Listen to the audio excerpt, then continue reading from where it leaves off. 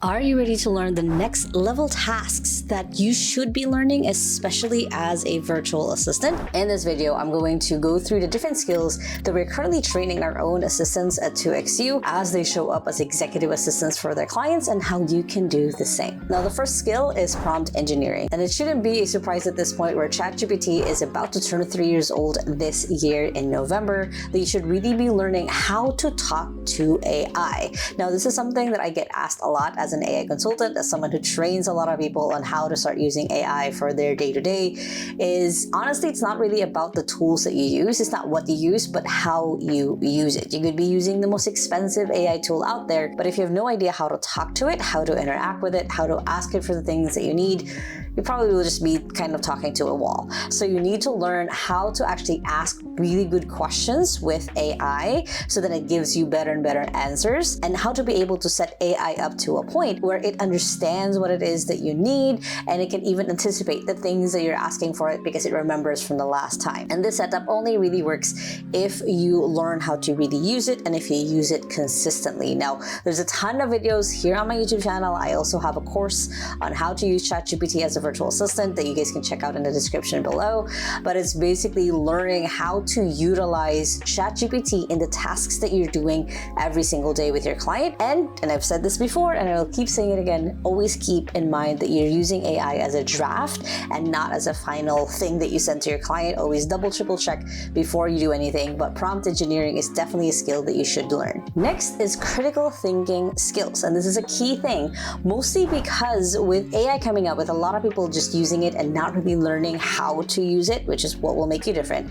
Critical thinking is one of the skills that will have you stand out than people who are just accepting AI as the output. You're there making sure that it actually is correct, that it's actually a fit, and actually makes sense for what it is that you're trying to do and you're trying to create. Your critical thinking skills of questioning things, of again, not accepting it always as is, of thinking things through, is going to be one of the main skills that will differentiate you from AI and being a human being. So you want to make sure that you're constantly thinking through and building upon yourself and your skills. So you're always working on your critical thinking skills. And when it comes to working with your clients want people who are thinkers, for people who can think beyond the box. So what that means is you're not just taking in tasks, you're thinking through, oh, how can I make this more efficient? How can I do this better? You're thinking beyond what is asked from you, so then that makes your life easier and your client's life easier as well. Next is AI tool agility, or basically how fast you can adapt through different tools. So like I said earlier, it's not really about the tools that you're using with AI, it's about how you use it. So naturally, as you are learning better and better how to use a tool or how to use AI in general, you might be switching different tools, and your client might be switching through different tools as well. So you need to be the kind of person who can adapt and see similarities between different tools that you might be using. So for example, if your client is currently using Notion and they want to use Asana, or if they want to use ClickUp, you have to be the kind of person who can easily switch from one tool to the other and again, find patterns, because most of the time, honestly, a lot of these tools have a lot of similarities that you can just take one skill that you have from here and then apply it to the next tool. You need to be the kind of virtual assistant who can easily swap different tools and learn them, go through walkthroughs, test things out, break them, so then you can easily just be brave enough and start using a tool rather than wanting to go back to the old one just because you were comfortable or familiar with it. Next skill is insight reporting. And this is a really key thing that AI can kind of do, but at the same time, you need to be the one verifying and double checking to make sure it's actually right. So what this means for you is being able to look at a big amount of data and be able to create then what are the next steps. So as a really good example, on my YouTube channel, I'm always looking at my data and my stats, and my assistant is also very much aware of what kinds of videos you guys really like. That's why, liking and commenting helps, because it gives us the insight of what more videos to create in the future. But it also then gives my assistant the ideas of like, hey, what if we do this kind of video? What if we integrate this? So doing that, being the person who brings things up because you looked at the data, you understood what it means, and you're now giving kind of a next step action plan for your client, is going to be a really valuable skill. Again, AI can kind of do this, but AI won't have the context and experience that you have as a human being, as a person. So this skill is something that's going to be really critical in the next couple of years as well. Next is workflow mapping. And this is a key skill as an assistant, is that you are able to capture how things work, how things flow in the business. So this is you're starting to observe how the systems work between like the marketing team, the sales team, the operations team, whatever kind of team your client has, or maybe it's just the two of you, but it's starting to work out how things happen from step A to step B and finding ways to make it better. It could be things like just creating an asset or a template, or creating a standard operating procedure to make it look like a little bit better. So it's finding these little additions and mapping out how the business works. And you can use tools like Miro or even just pen and paper and just writing out like, hey, this is step 1, step 2, step 3. Like, hey, we can actually skip step 2 because step 3 also covers that. So it's finding out again putting on kind of a systems mindset or systems cap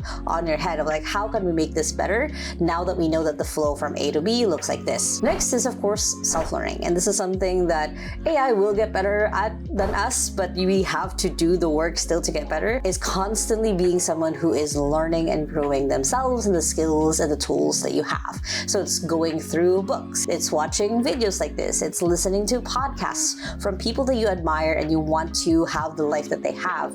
You're going to be constantly learning and seeing how they did it, because that's how they got started too, is they're learning and watching videos like this, and they implemented it and took action, and then now they're constantly growing themselves, and you're watching videos like mine, because I started that way, where I watched a ton of videos on how to start a YouTube channel, on how to start a virtual assistant business, on how to grow a business, and now I've had 2XU, my virtual assistant business, for the last 6 years. But I started like reading books like E-Myth, Traction, How to Win Friends and Influence People. I followed people like Gary Vaynerchuk. I followed people like Alex Hormozi, and so many other people that you guys can just probably look at my subscribe list and see who are the people that I follow and I learn from.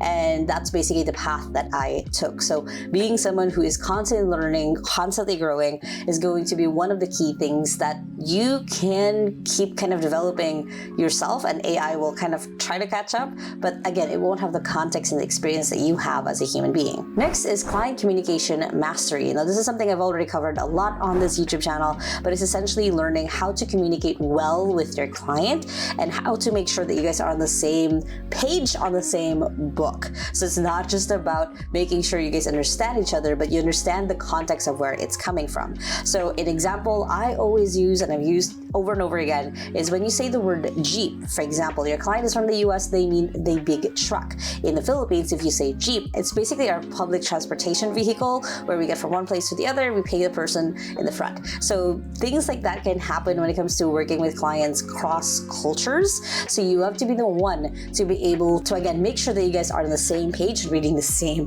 book. So it's things like repeating back basically what your client just said to make sure that you did understand it. It's also asking better questions. It's also making sure that if it's a new task, you give your client a little bit of a peek of like, hey, am I on the right direction here? And then moving along or correcting yourself. It's also things like asking for feedback, of making sure that you are getting better of what it is that you're doing and your client sees it as well. So then that's something that you guys can work on together. Next is digital ethics and privacy. And what this basically means is learning what to put online or what to put with AI and what not, and also how to keep your client's files secure. So it's things like backing up their files, making sure that it's not always stored on your computer, making sure to upload basically anything that is important and not having it stored on your computer always.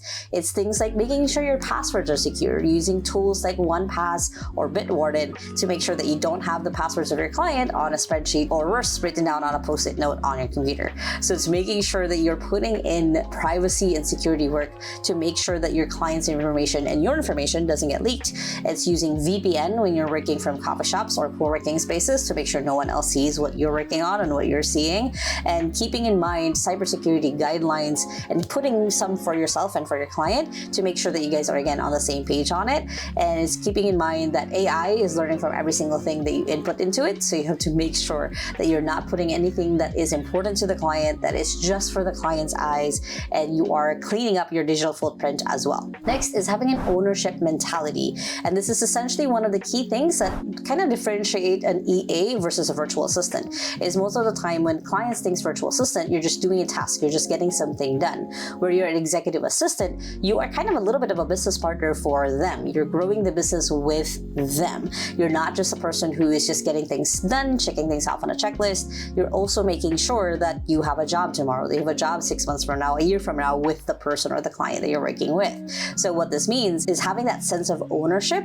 and sense of like, oh, I want to work on this next because I know this will help my client's life a little bit easier and the business can run smoother basically and longer and further. So it's not just, again, taking in, looking at what you have in front of you, but looking beyond it of like, what's the context of this? What can be done better with this? So on and so forth. So basically everything else that I've said on this video so far, and kind of growing and expanding yourself constantly, that again, you're thinking not just the things that need to get done today, but what can be done better tomorrow, 6 months from now, a year from now, to continue on basically and to have the business keep running and growing as it is. Which is basically me saving the best for last, which is developing your systems thinking skills.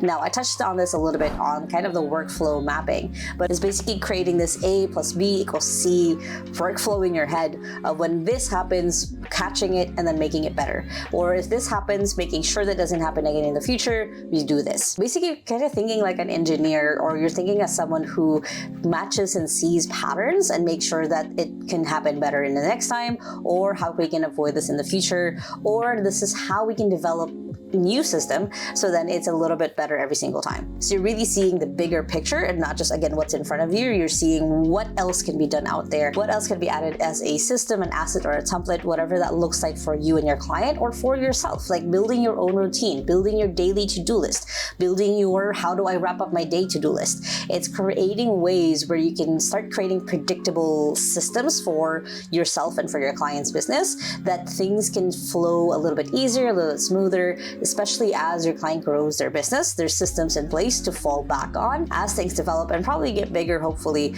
as you work with your client. Your main role as a virtual assistant is to support your client and kind of slowly become that second brain for them. So these are essentially the different skills and different steps that you can take to be able to get there. Now, if you guys like this video, make sure to hit the thumbs up button right there.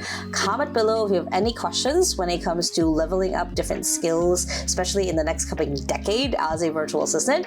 And if you still haven't yet, make sure to hit the subscribe button right there so you don't miss any of my videos every Sunday and Thursday on how to work from home and how to run a business from home, which you guys can check out those two channels right here and the latest video right here. Hope you guys have an amazing day, and with that, small steps matters, and I'll see you in the next video. Bye!